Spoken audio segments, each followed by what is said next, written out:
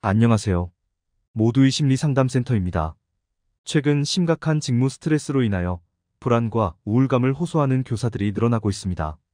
스승의 은혜는 하늘 같아서 스승의 그림자도 밟지 말라라는 옛말은 무색해졌고, 교사는 학생들의 감정 쓰레기통, 감정 노동자라는 말까지 나오고 있습니다.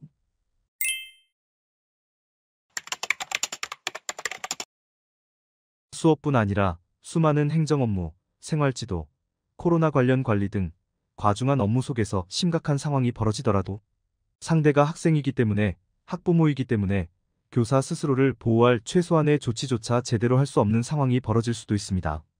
특히 한국 사회에서는 교사라는 직업에 대한 높은 기대 심리를 가지고 있어서 선생님이라면 학생에게 이렇게 해야지, 선생님이니까 이해해줘야지 등 기대 역할이 주는 압박이 상당히 클 수 있습니다. 때문에 학교에서도 힘들고 학교 밖에서도 설정해 놓은 직업적인 관념에서 자유롭지 못하게 되지요. 더욱이 이러한 고충을 잘 알지 못하는 사람들 중 일부는 안정적인 공무원이다, 방학도 있는 편한 직업이다라며 단편적인 부분만 보고 오해를 하기도 합니다. 이런 시선들에 일일이 대응하기도 어려우니 선생님들은 말도 제대로 못하고 억울할 때도 속상할 때도 있으시죠.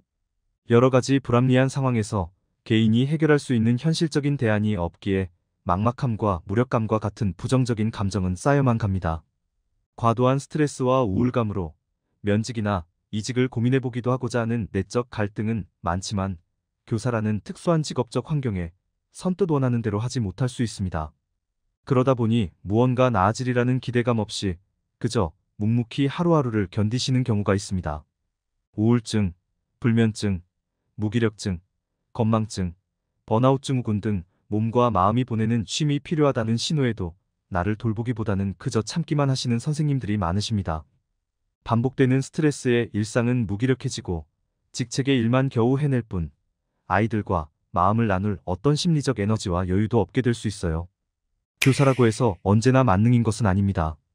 선생님도 인권을 가진 사람이고 한 명의 시민으로서 우리 사회에서 존중받아야 합니다. 선생님도 몸이 아파 학교에 가기 힘들 때가 있고 상처를 받을 수도, 화가 날 수도 있는 감정을 가진 사람입니다. 하지만 교사를 바라보는 외부의 시선은 각자가 생각하는 기준의 프레임을 씌우려고만 하는 것 같아요.